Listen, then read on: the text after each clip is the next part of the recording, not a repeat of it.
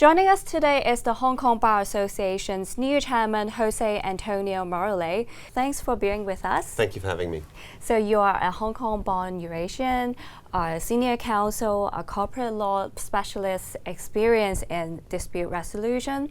So tell us one thing that you hope to achieve as the Bar Association new chairman. Well, the Bar obviously will continue what it has always done throughout its 75-year history. So I think public will be familiar with some of the facets, so defending the rule of law, defending judicial independence, and regulating our members. But one exciting project we have is we're going to effectively relaunch our pro bono scheme. So at the moment, and since its inception about 25 years ago, it was mainly focused on criminal appeals.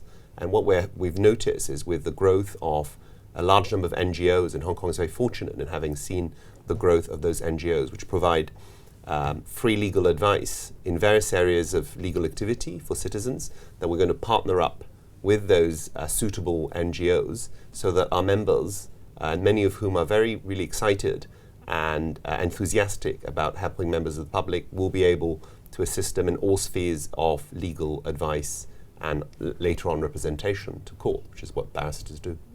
So what partners are you going to engage in this program? So basically it will be the NGOs, so many of them are already existing. Some are listed in Annex 3 of the Bar Code, so they allow for direct access to barristers, because as you know, normally for legal advice and representation for Hong Kong matters, barristers work with solicitors.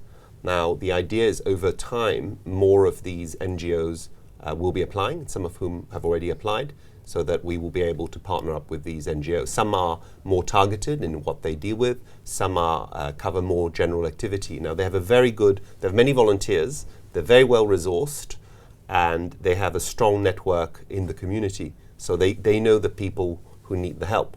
So in the past, of course, we rely on people coming to us, knock on our door, or perhaps later on send us emails. But now we will be able to partner up with these organizations which have networks, and they know where the needs are in the community. So they will allow our members to really reach a much greater number of people and a much bigger number of cases and matters. Let's move to talk about geopolitics.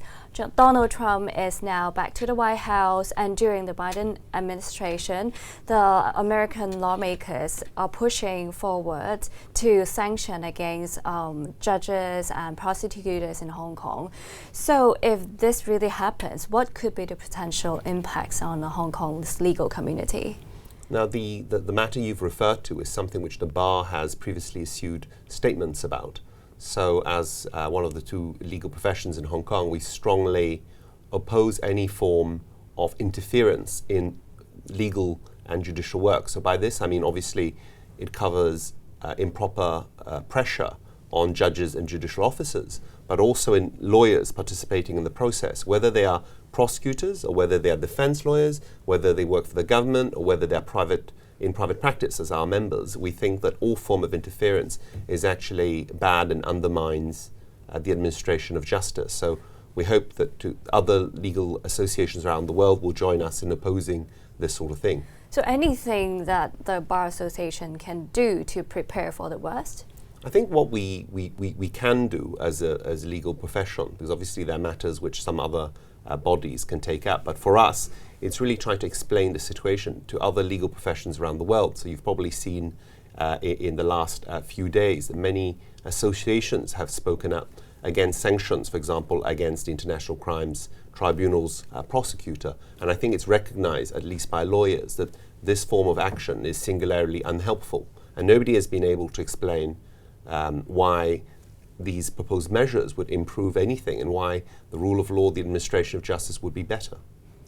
So we are now approaching the third year of implementing the national security law, and in March will be the first anniversary of our domestic national security law, Article 23.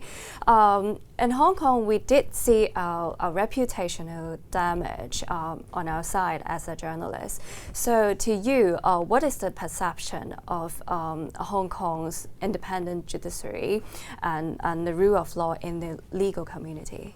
I think some of the laws which we've mentioned and were passed, some more recently than others, they are still, and a number of offences are being prosecuted, a number of cases are being dealt with by the courts. Now, some of those issues are pretty tricky legal issues, because very often you have the question of safety or security, and you have the question of freedoms, which have to be balanced, and the courts have to form judgments on these legal matters. And it's important to recognize that the court's role in this is not to design the law or say what the law should be, but to apply the law to the evidence, and this is what the courts and the lawyers do. So we hope that both in Hong Kong and abroad, as and when the judgments come out, people will look at the legal reasoning.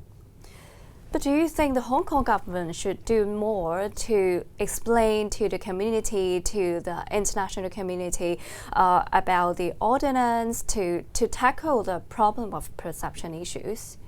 I think the question of where the delineation lies, or where the boundaries lies, which is often something one hears about, whether in Hong Kong or abroad, saying, well, what can you do, what can't you do? I mean, because we operate the common law system, it's not for the executive, and the executive, in fact, cannot, even if they wanted to, tell you exactly where the boundaries are. So those are the matters left to the independent courts, and we think that when the judgments come out, in particular from the appellate courts, then there will be clearer guidance, both for the legal professions and, of course, for the members of the public. So do you have any plans for the bar associations to engage with the Western jurisdictions to communicate on the implication of the laws? So we're not politicians, we're lawyers, and so far what we found is that in terms of communicating with lawyers from all around the world, including those whether in Europe, in the United Kingdom or elsewhere, that we share a lot of similar values. So we believe in the rule of law, the administration of justice. Now, some of them will have a better idea of what is going on in Hong Kong because they have participated in the Hong Kong legal process. So we believe that having more conferences in Hong Kong, like the one we're having as we speak, the International Bar Association's biennial conference in Hong Kong, and other conferences, as well as having the participation of overseas lawyers in Hong Kong, will really enhance people's understanding, because you can say all you like, at the end of the day, experiencing is believing. So we think that those who come here and participate in our process will have a much better idea and a nuanced view. On the night that you were elected, you had said that you hope that more overseas judges will come to Hong Kong's top court. So how concerned are you with the current situation? So at the moment, I think the number of non-permanent judges, we're talking about the overseas judges, as I understand it, are sufficient in terms of the operational needs of the Court of Final Appeal. But obviously, as time passes, some judges will retire. So the question then is, well, where do we find the new judges? Now, we're quite optimistic because we think ultimately, and we're talking about these are the best judges in the common law world, that they will find it, what they will find in the Hong Kong court is a court which operates independently, free from political interference, and which judgments are respected around the world. So we think ultimately that will allow and will result in judges of the highest caliber join the CFA as they've had in the past. We can see that some of the judges are retiring in a few years, and if there is a continuing decline in the number of judges, will this impact the perception of Hong Kong's rule of law and independent judiciary? I think the question of perception you raise is an important one. So obviously the presence of non-permanent judges has, at least for some people, served as a sign of confidence.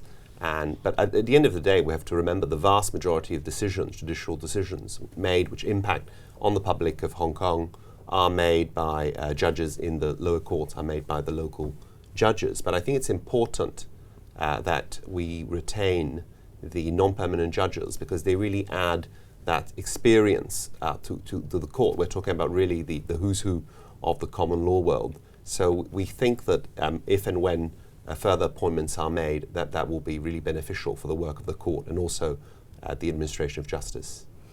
Let me use the ask question to ask a softer side to let people know more about you. So you have been a corporate law specialist for many years. So why do you want to be the Bar Association's leader? So I'd been doing it for 6 years, 3 years. I stopped for 2 years and I did it 3 years in a row. I think a lot of people at the bar feel very fortunate and proud to be a member of the bar.